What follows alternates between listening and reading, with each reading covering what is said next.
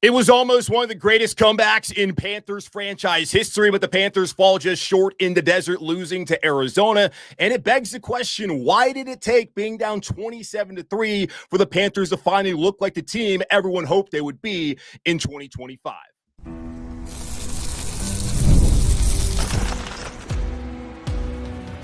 You are Locked On Panthers, your daily Carolina Panthers podcast. Part of the Locked On Podcast Network, your team every day.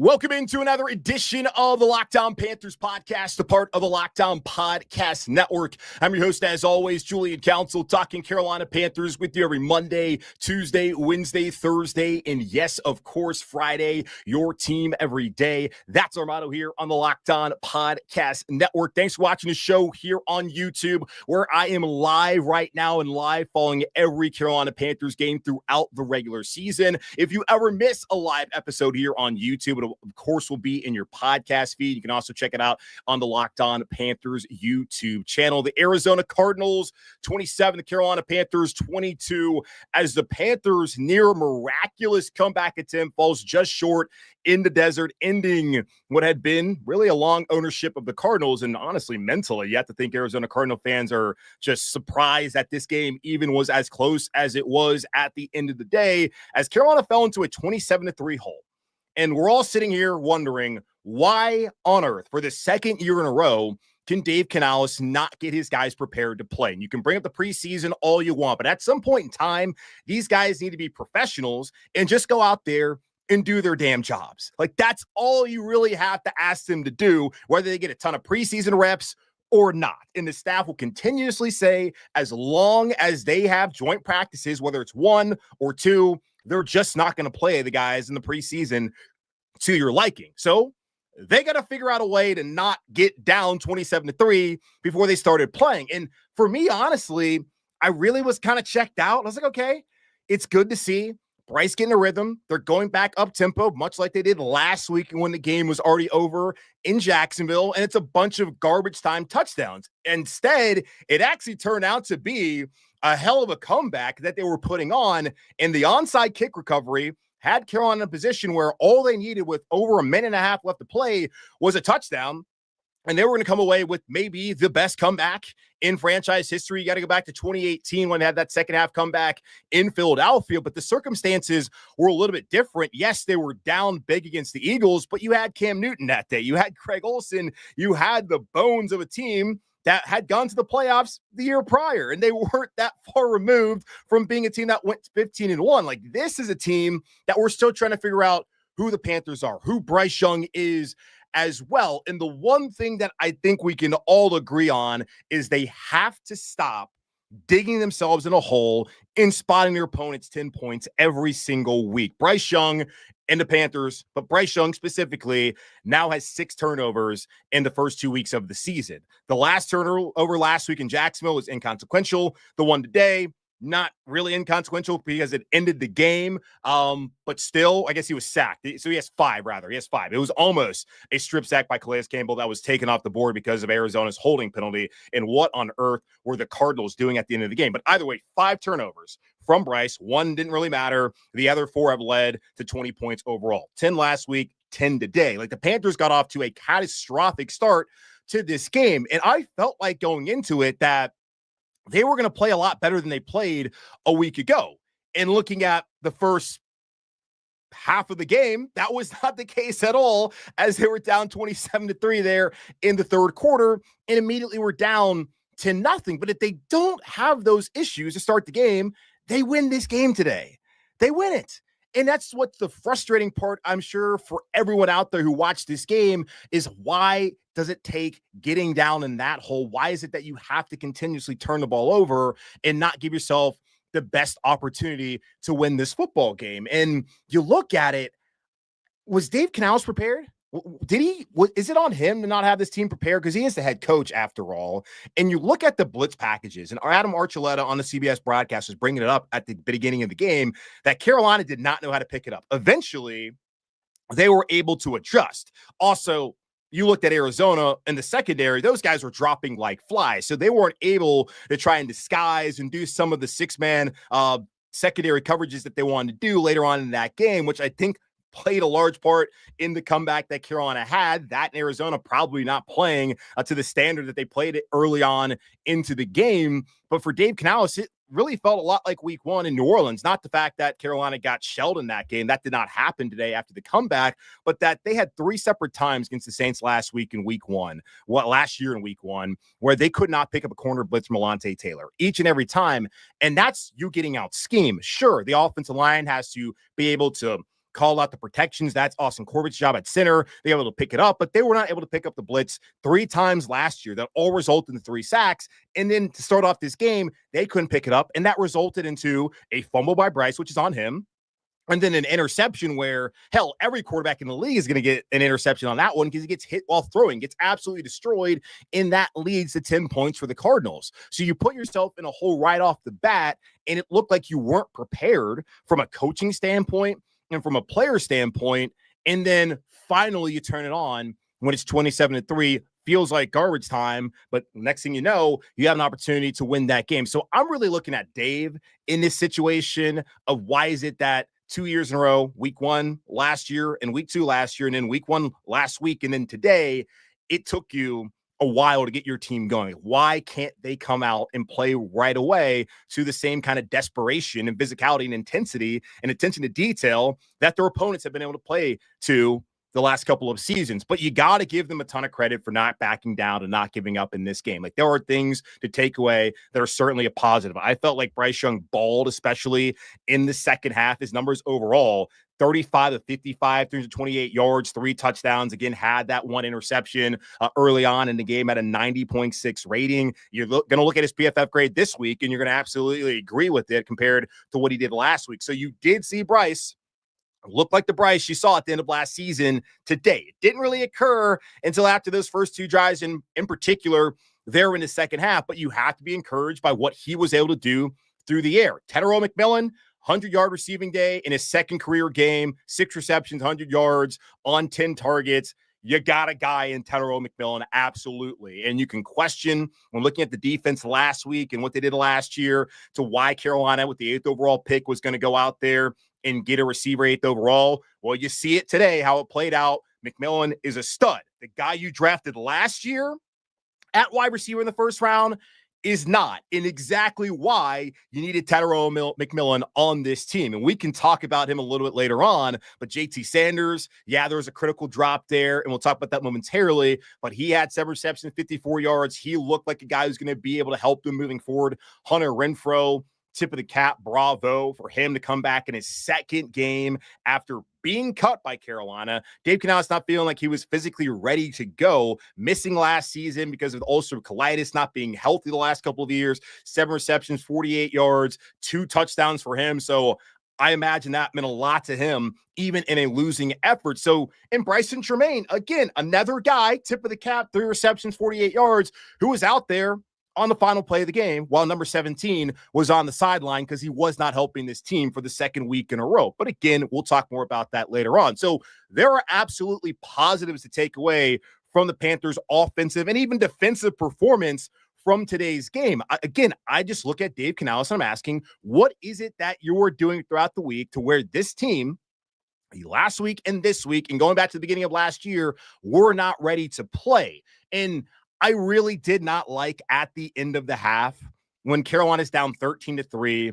There's about, a minute 50 when they get the ball back after Arizona kicks that field goal. And on first down, you have all 3 timeouts. Dave Canales decides, let's run the football.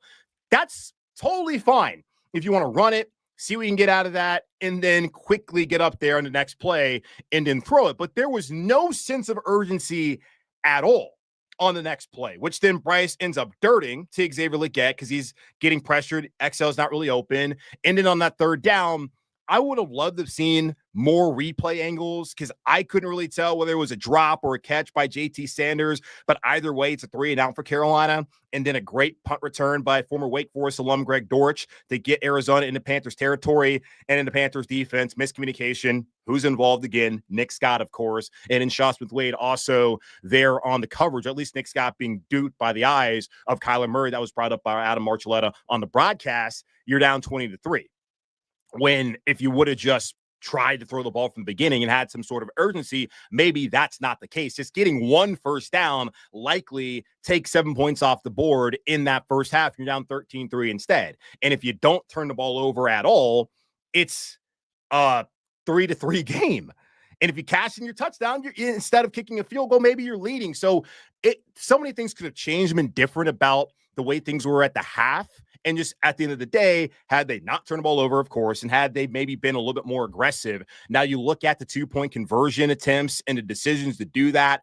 I did not have a problem with either one of those decisions. They're down 24 points. You need 3 scores in order to tie the game. Yes, the point is to win the game, but at down 24, you're just trying to extend the game as much as possible. So the quickest way to scoring 3 times and getting 24 points is by going for it for the 2-point conversion. And when they got the pass interference with McMillan, who was held in the end zone, they got the ball at what I guess the 1.5 yard line. There's no such thing as a 1.5 yard line, whatever.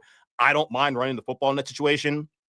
Am I handing it to Rico Dowdle? Probably not. But the offensive line has got to get a push there, or maybe try your best 2-point play instead of just trying to line up and run the ball. But they want to be a team that is known for running the ball and pounding, but they didn't do that really today with Chuba, with Rico, of anybody. And they haven't really done that much so far this year. I thought they ran the ball effectively last week, but they did not run it the way you're hoping to see them run it later on this season. So I had no problem with that one.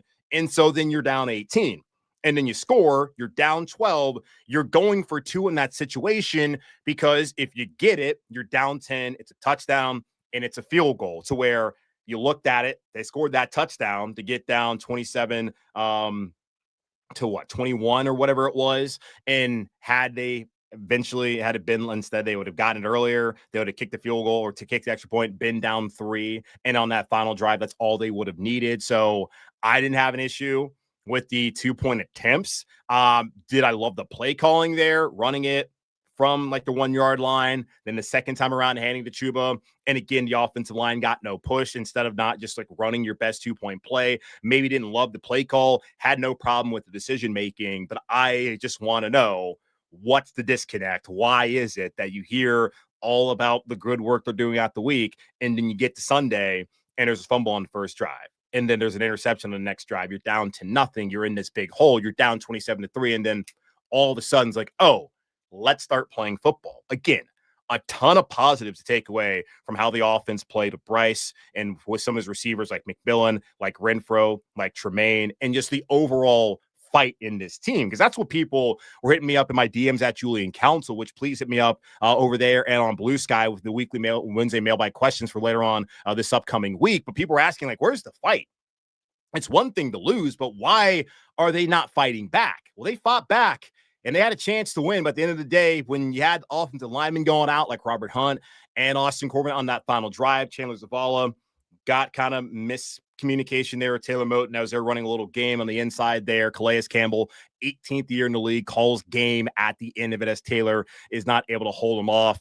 It happens, but yeah, you feel good about them coming back, but they're still 0-2. But at least there's something to feel good about, opposed to them having been down 27-3 and not fought back at all. So I'm looking at Dave Canales and why he's not able to get his team ready to go to start off these games early on in the season. But the defense, Jero Vero, somebody that a lot of people after last week were calling for his head, and I understand it, but his defense, they came out and actually played a lot better today. We'll talk about the defensive performance from the Carolina Panthers, 27-22 loss as their comeback attempt falls short in the desert, facing off against the Arizona Cardinals here in just a moment on Locked On Panthers.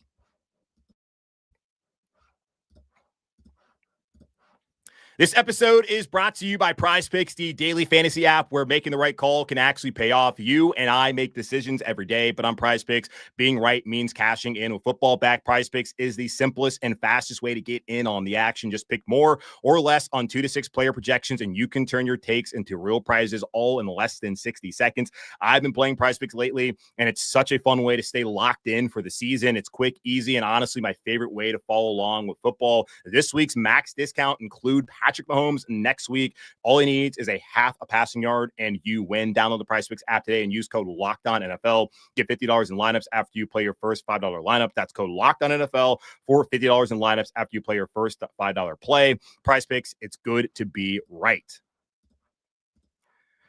This show is sponsored by BetterHelp. We all turn to some funny places for advice, your barista, your barber, maybe even a random stranger in the bathroom, but not everyone is the right one when it comes to real support. That's why BetterHelp is here. With over 30,000 licensed therapists and more than 10 years of experience, BetterHelp helps you find your right match, someone clinically trained and credentialed to guide you through life's challenges. I like that you start with a simple questionnaire and BetterHelp does the matching work for you. And if it's not the right fit, you can switch therapists anytime at no extra cost. It's also flexible. You can join sessions online from home or on the go, which makes therapy fit into your busy schedule. As the largest online therapy provider in the world, BetterHelp can provide access to mental health professionals with a diverse variety of expertise. Find the one with BetterHelp. Our listeners get 10% off their first month at betterhelp.com/lockedon. That's BetterHelp, HELP.com/lockedon.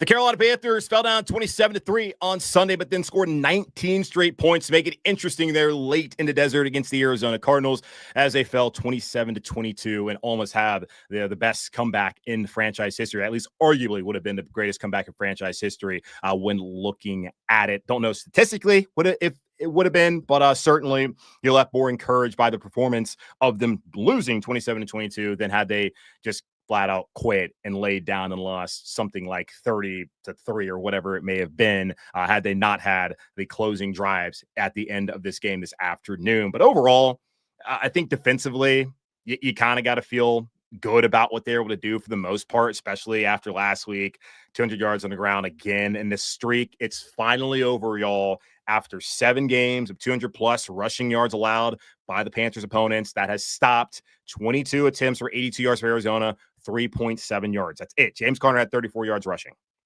Kyler Murray had 32. Trey Benson had 14. That's it. So they did not give that up. And even with Kyler Murray, yeah, he had that one incredible play where Christian Roseboom had a free rush on him, and Kyler was able to get out of that and then run for 31 yards. Apparently, next-gen stats, he covered 64 yards on that play. Made the Panthers defense look silly in that situation. They did not necessarily do a great job when covering the tight ends, which is now becoming a trend there defensively, whether it's the linebackers matched up or the safeties matched up. They're going to have to figure out something there when it comes to covering tight ends. But they did stop the run today. We didn't see it last week. You don't always see that return on investment from day one, but you saw it at least today. And I don't know how dedicated Arizona truly was to running the ball, but maybe their game plan changes when you're immediately up 7-0, and then you get another turnover. And even early in that game, like Mike Jackson, and I hate this when it happens, but this happens like every week, whether it's the NFL or it's college, probably high school as well, an underthrown just prayer to a receiver. Defensive back's not able to locate the football. He tries to turn around, a lot of contact. It's the right call. And they're able to hold Arizona to a field goal then. And there was a touchdown that was called off because Trey McBride, who didn't even need to block Nick Scott. Nick Scott, of course, ran himself out of the play and didn't have any impact on it whatsoever. But McBride holds him. Didn't need to do that, and that takes off the touchdown off the board. So for Carolina's defense on sudden change, which they have struggled with under Ejiro Evero, coming off turnovers to get the stops, I give them credit there. And hell, like they shouldn't have been out there at the end of the half. Again, after Dave decided, let's not be aggressive there, down 13-3 with 3 timeouts before the half. Instead, let's run the ball on first down, then not even try to get a playoff quickly on second down. And then, yeah, you got to catch the ball on third down. Maybe it was a catch. I don't know. But defensively, I didn't look at them and blame them for the beginning of that game. Like those 10 points, I'm putting those on the offense. And for them to be able to hold them to 3 at the beginning of the game, like it, at least like Arizona had momentum, but it kind of dissipated there for a little bit. And Carolina had a chance to get it done more things offensively to have made that game a little bit closer at halftime instead of it being 20-3. And then once they got down 27-3 and the offense started to score, like they were getting off the field. And the 2 things I wanted to see today after watching last week, we talked about this on Friday with the keys to victory, was stopping the run. And they did that. And it was also getting pressure on the quarterback, which they did multiple times today. They had that 1 sack, Prince Uman-Mielen getting the first sack of his career, the first sack for the Panthers this season. Pat Jones, the second, got pressure on Kyler Murray. That resulted into an interception. And that's why I always say pressure greater than sacks, because a sack, that's cool. It leads to a punt. A pressure, that can lead to an interception and a bad decision, as you saw with Pat Jones getting up in Kyler Murray's face and what you saw earlier in the game as well. Bryce Young, when he gets leveled, that ends up being an interception, being a turnover. So I liked what I saw from that standpoint. They blitzed 9 times last week, did not get home, even get a pressure at all last week. And today they blitzed plenty of times and they absolutely got pressure on Arizona. So that was a positive performance moving forward for the Panthers defense. Yeah, there were questions about who was playing a certain amount of snaps. And I'm sure as the season goes along, that will not continue to be the case because eventually, and we saw it offensively, our guy's not performing. They moved on from him. And I'm sure they're going to do the same case in the secondary if what we've seen the first 2 weeks and last year, and even the year prior in Cincinnati continues to happen when it comes to number 21 there in black and blue. So I look at what the defense did. I don't really have a ton of complaints. They held them to 27, and hell, it was really 17 that they gave up. And they held them down when they needed to, and they gave the offense an opportunity once they started to finally play football. So, yeah, I take away some positive things. It's really weird because I didn't expect to come up here and feel anything good about this team when I was watching it earlier. And then the comeback happens. I'm kind of, okay, it's only garbage time. Then so actually, maybe not. Are they actually going to pull this off? So a lot of credit to Jaravero's unit for going out there, making more plays this past week and, not being a complete liability and get up 200+ yards on a rushing game on the ground. So, yeah, the bar was low, but I think you got to feel encouraged by what you saw from the Panthers defense overall today. And, of course, that 27-22 failed comeback attempt down there in Arizona. It's a long season ahead, and the comeback makes you feel better. The Panthers still 0-2. I got a big divisional game next week against Atlanta, and hopefully maybe this is the spark to get this team to start playing the way that they played at the end of last season and the way that people were hoping they would play this year. But 0-2 is 0-2. We'll talk about that here in just a moment on Locked on Panthers.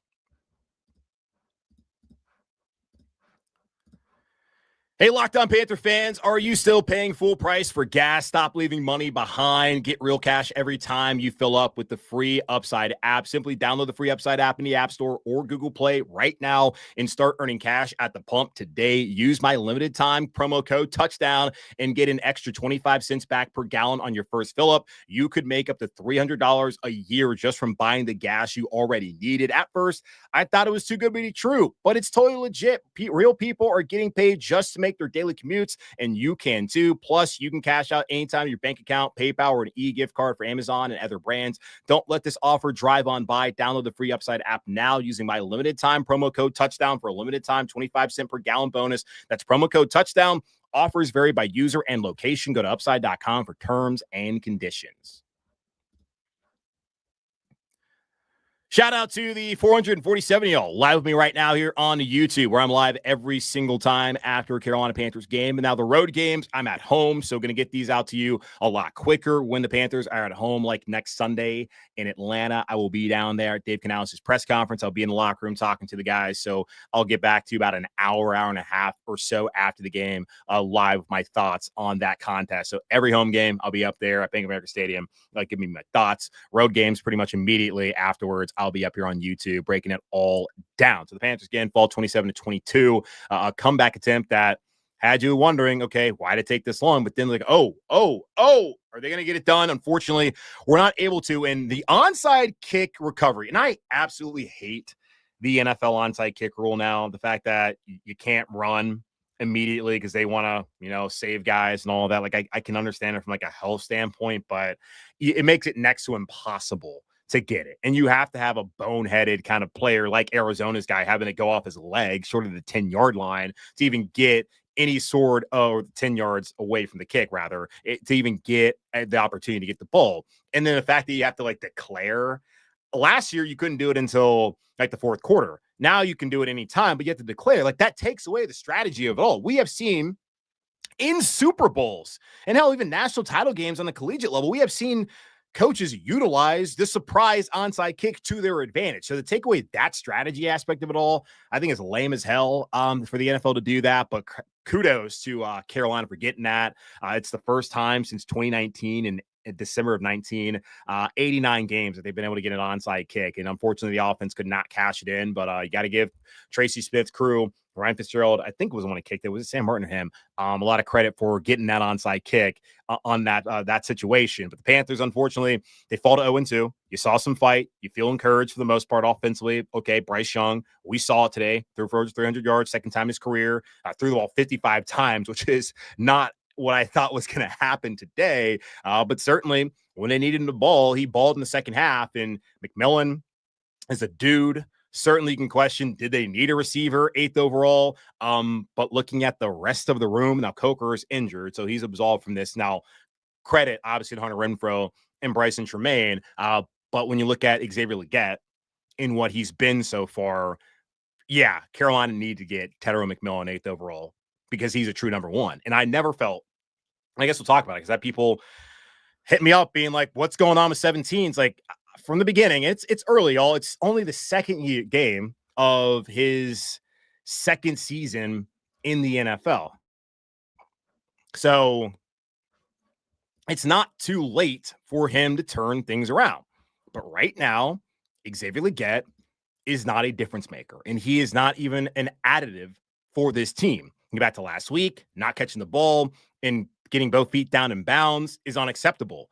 Not blocking on that play is unacceptable. Like, if you're not going to catch the ball, if you're not going to block, what do you do here? And looking at his stat line today, he was targeted 8 times, 1 reception for -2 yards. Now, I hated the play call because they had an end around or whatever. They gave him like a wide receiver handoff. He gets stopped, gets basically nothing. And then the next play, it's like, hey, let's go back to XL, the guy who makes no plays at all. And of course, that gets blown up. I hate trying to manufacture plays for him because he's just not getting it done. And didn't really last year. Got outplayed by Jalen Coker. A big reason why they probably want to get McMillan because they needed to make sure they actually had a true number one. I never felt like he was going to be that guy. And look, it's great that he's been able to overcome what he's overcome by losing his parents and what he did his last year at South Carolina and like being a country boy. Like, you love it. You love the personality, but when it comes on Sundays, he's just not getting it done. So I was never a fan of the pick, never a fan of his. He ain't going to have 5 years like he had in Columbia to figure it out because they're not going to give him the 5th year option. And after year 4, he won't be here. So he's got to figure out whatever the hell's going on because right now, when you look at it, the top 3, obviously McMillan, Hunter Renfrow, and then Bryson Tremaine. Bryson Tremaine, who fought his way on the roster. It wasn't, we took you in the first round, so you have to be on the team. We're going to just give you this spot in the top 3. No, he fought his way to be here. And I'm not to say that Legette obviously fought his way to be in the NFL and to be in the spot too, but to be in the position that they're in right now in the wide receiver room, it's McMillan, it's Renfrow, and it's Tremaine until Coker comes back. And when Coker comes back, it's McMillan, it's Coker, it's Renfrow, it's Tremaine. Like, those are the guys you're going with because 17 isn't cutting it right now. It's a meritocracy. That's what the NFL is. That's what most things in life can be. You know, there's, of course, plenty of idiots running corporations and rampant nepotism, but overall, it's based off of merit. And we'll see what that looks like moving forward with Xavier Legette because right now, he's unplayable in my eyes. You're getting nothing out of him. And I saw Mike Kay, the Charlotte Observer, and ask how many 4th-round picks you think the Cowboys have because they had a guy in Jonathan Mingo who provided nothing for Carolina, and now got a guy in Xavier Legette who right now is not providing a whole lot. And you wonder what exactly his role is and what his role should be. The role should be behind Bryson Tremaine, in my opinion. So we'll see how that goes moving forward. But they're 0-2, unfortunately. And since the NFL, I brought this stat up since last Sunday, since the NFL playoffs expanded to 14 teams, 2020, 41 franchises have started off season 0-2.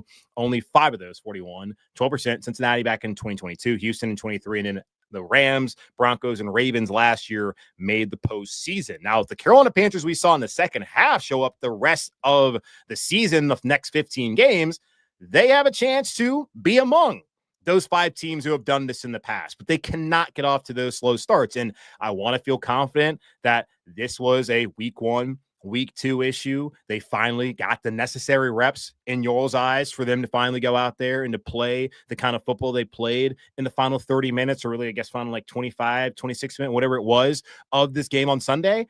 I would like to feel that way. I got to see it first. So Atlanta next week, it's a divisional game against it's a winnable game. And you already lost on the road twice. You got to hold serve at home. And in New England, the week after that, you can win that game. This is the winnable stretch. Talk about this on Friday. There were games that they can win. Did not love the idea of playing 3 of the first 4 on the road, knowing that recently this organization, whether it's been Matt Rule or it's been Frank Reich or now Dave Canales, they have not had a lot of success on the road.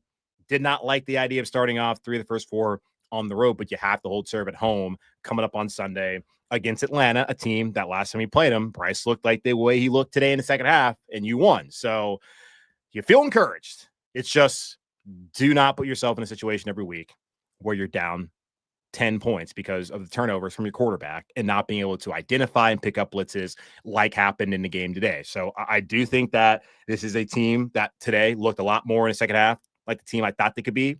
I don't know if that's the team they're going to be all season long, but that is more representative of the kind of football I think these Carolina Panthers are far more capable of playing. But unfortunately, you have what happened prior to all of that when they were down 27-3, and we're sitting here asking, who's the real Bryce Young? Is it the guy we saw last week and early in the game, or is it the guy we saw in the second half? Who are the real Carolina Panthers? The team we saw last week and in the first half and beginning of the second half, or is it the team we saw in the second part of the game? We'll find out, but they got to figure out how to not put themselves in these holes. So I'm left encouraged with most guys. Some never really was in on, and certainly pretty far out on them at this point in time, but we'll see how that goes. Carolina Panthers fall on the road 27-22, falling to 0-2 in the 2025 season, but far more encouraging 0-2 than the one they started off last year. And we'll see how they're able to potentially bounce back next Sunday afternoon here in Uptown Charlotte against the Atlanta Falcons. That's going to wrap up this edition of the Locked On Panthers podcast, part of Locked On Podcast Network, hosted by yours truly, Julian Council. Again, y'all subscribe or follow the show free over on YouTube or wherever you listen to your favorite podcast. And be sure to follow me, Julian Council, over on Twitter and Blue Sky at Julian Council. Right now, hit me up in my DMs at Julian Council on Twitter or at me over on Blue Sky with your weekly Wednesday mailbag questions. Doing that every single Wednesday throughout the entirety of the regular season. That's your best way to interact with me and the show. So ask those questions. I'll get those answered on Wednesday. In the meantime, be safe, be happy, be whole. As always, keep pounding. And on Tuesday's show, I'll be back reacting to the good, the bad, and the ugly from the Panthers' loss today. We'll review the keys to victory, and we'll also give you my takeaways of what Dave Canales had to say coming off of this 27-22 loss against Arizona. All that and more coming up here on Tuesday on Locked On Panthers.